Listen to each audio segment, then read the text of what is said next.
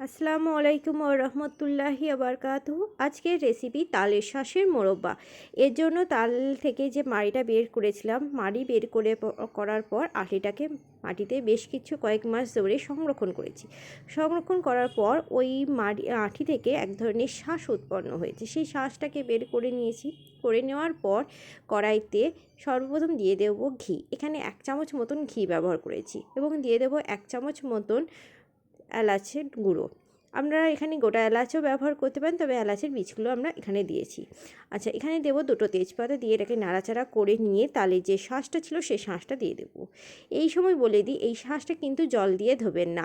জল দিয়ে ধরলে পরে এর যে অরিজিনাল টেস্টটা আছে সেই টেস্টটা কিন্তু পাওয়া যাবে না।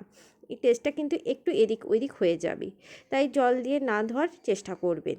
এবং এই রান্নাটা দেখাতে আমাদের সকলের কাছে আমরা ক্ষমা চাইছি এবং আমরা ক্ষমা প্রার্থী। বেশ কিছু কারণের জন্য আমরা আপনাদের সঙ্গে কোনো রকম ভিডিও শেয়ার করতে পারিনি, বেশ কিছু কারণের জন্য। তাই আবার নতুন করে সেই প্রবলেমগুলো সলভ করে নতুন করে আবার আমরা আপনাদের সঙ্গে ভিডিও শেয়ার করছি।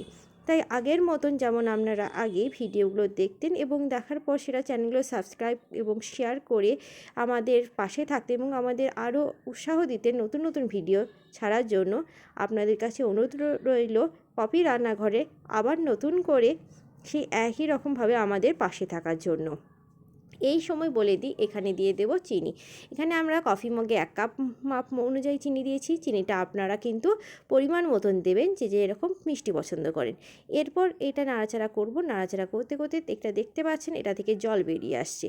আচ্ছা, জল বেরিয়ে আসার সময় আমরা এটাকে ঢাকা দেবো। এটা বেশ কিছুক্ষণ ধরে আমরা ঢাকা দেবো, মোটামুটি 15 থেকে 16 মিনিট মতন ঢাকা দেবো। ঢাকা খুলে এটাকে আরও একটু নাড়াচাড়া করে নিয়ে এতে দিয়ে দেবো দুধ। এখানে আমরা 1 গ্লাস মতন দুধ ব্যবহার করছি। দুধটাকে দিয়ে আরেকটু নাড়াচাড়া করে নেব এবং ঢাকা দেব। এই সময় আপনাদেরকে আরও একটা কথা শেয়ার করি, আগে যেমন পপি রান্নাঘরে শুধুমাত্র রান্না সংক্রান্ত ভিডিও পেতেন, এখন থেকে রান্না সঙ্গে সঙ্গে আরও অনেক ধরনের ভিডিও আপনারা পাবেন। তাই অবশ্যই আগের মতন চ্যানেলকে লাইক, শেয়ার এবং সাবস্ক্রাইব করে আমাদের পাশে থাকার অনুরোধ রইল। আচ্ছা, এই সময় এইদিকে কিন্তু আমাদের মোরব্বাটা কিন্তু অলমোস্ট ডান।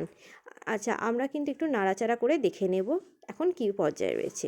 দেখুন, আমাদের মোরব্বা পুরোপুরি রেডি।